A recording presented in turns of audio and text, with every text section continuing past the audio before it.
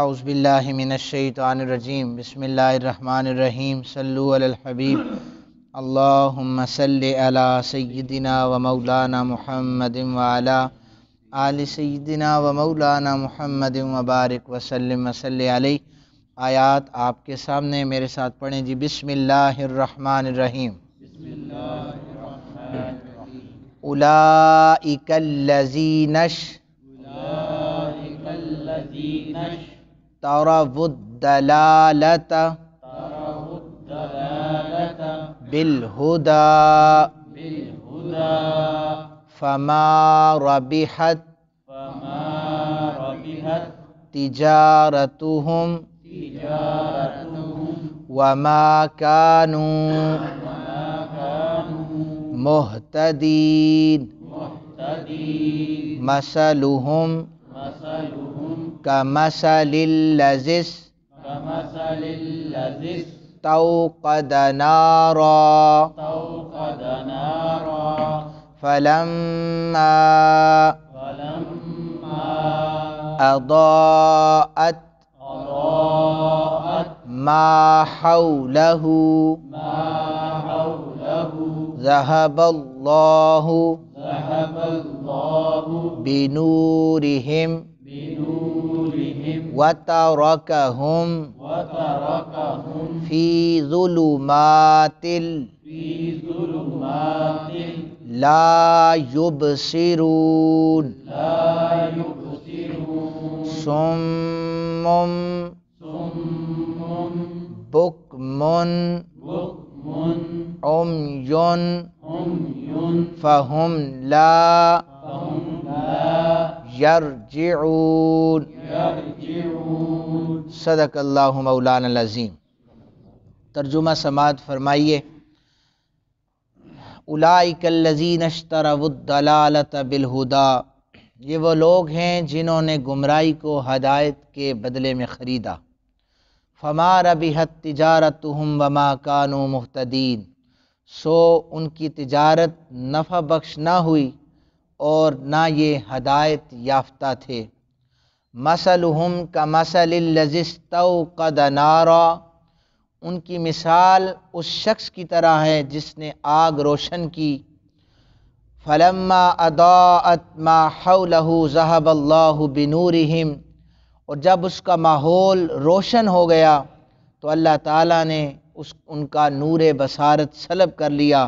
وَتَرَكَهُمْ فِي ظُلُمَاتٍ لَا يُبْصِرُونَ، اور ان کو اندھیروں میں چھوڑ دیا کہ وہ نہیں دیکھتے۔ صُمٌّ بُكْمٌ عُمْيٌ فَهُمْ لَا يَرْجِعُونَ، بہرے ہیں، گونگے ہیں، اندھے ہیں، پس وہ ہدایت کی طرف رجوع نہیں کریں گے۔ یہ ترجمہ ہے۔ اس آیت پاک میں شروع میں ذکر ہوا کہ وہ گمراہی کو خریدیں گے ہدایت کے بدلے۔ یہاں پر جو خرید و فروخت کا حقیقی معنی مراد نہیں ہے، بلکہ یہاں پر یہ مراد ہے کہ اللہ وحدہ لا شریک نے قرآن کے ذریعے سے انہیں ہدایت دینا چاہی، انہوں نے ہدایت والے رستے کو چھوڑ کر گمراہی کو چنا۔ قرآن واضح طور پر ہماری ہدایت کے لیے ہر جگہ پر رہنمائی کرتا ہے، اور ایک رستہ رحمانی بتاتا ہے، ایک شیطانی بھی بتاتا ہے۔ اب انسان کو اختیار دیا گیا ہے، اس نے کون سا رستہ چننا ہے، کون سے رستے وہ چلے گا تو وہ منزل پر پہنچ جائے گا، اسے اپنا مقصد مل جائے گا۔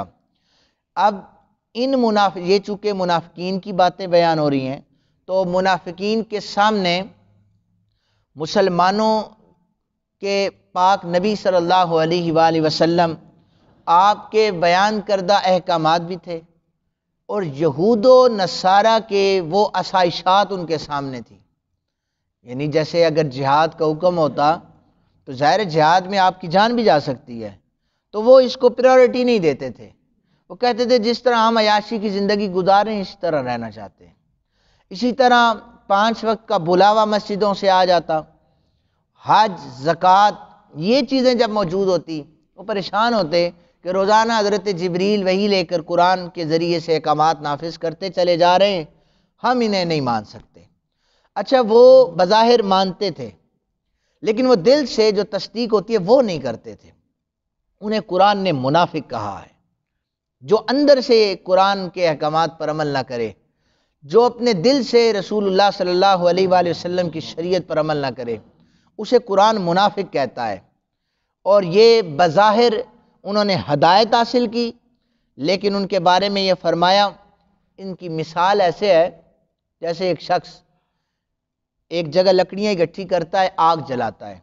جب آگ جل جاتی ہے نا، ارد گرد کا ماحول روشن ہو جاتا ہے، یعنی اسے آس پاس نظر آنا شروع ہو جاتا ہے۔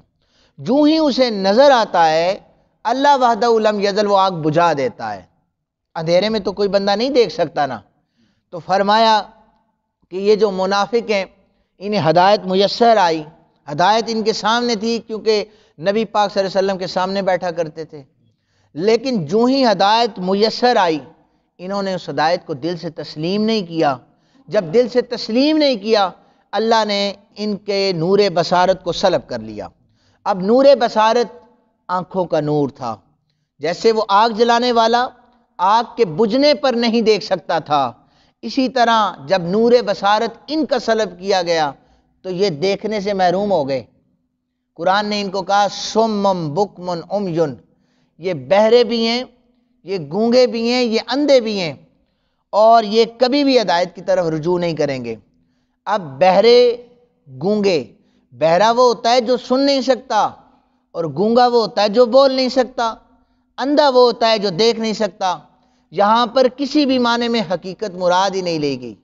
قرآن کا اسلوب ہے، قرآن مثالیں دے دے کر سمجھاتا ہے۔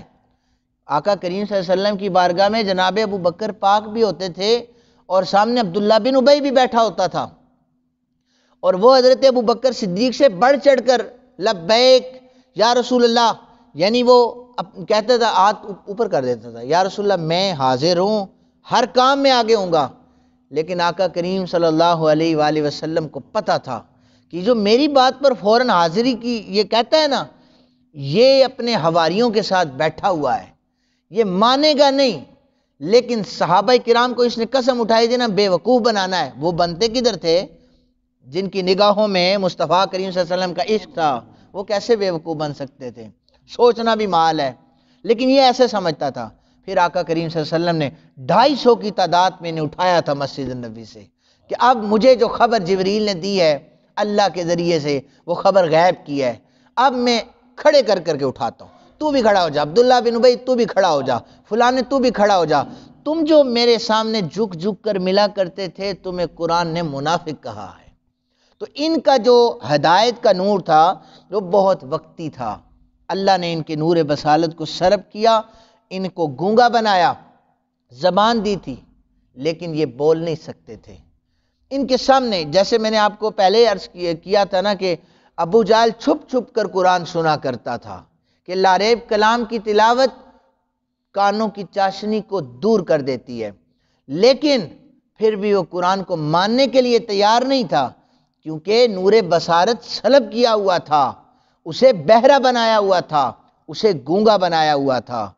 لیکن فارس سے چلنے والا حضرت سلمان فارسی رضی اللہ تعالیٰ عنہ رنگ کے کالے ہیں اور اتنی شکل و صورت بھی نہیں ہے، سیدھا آ کر حضور کے ہاتھ پر کلمہ پڑھ کے عرض کی آقا مجھے اسلام کی دولت سے سرفراز فرمائیں۔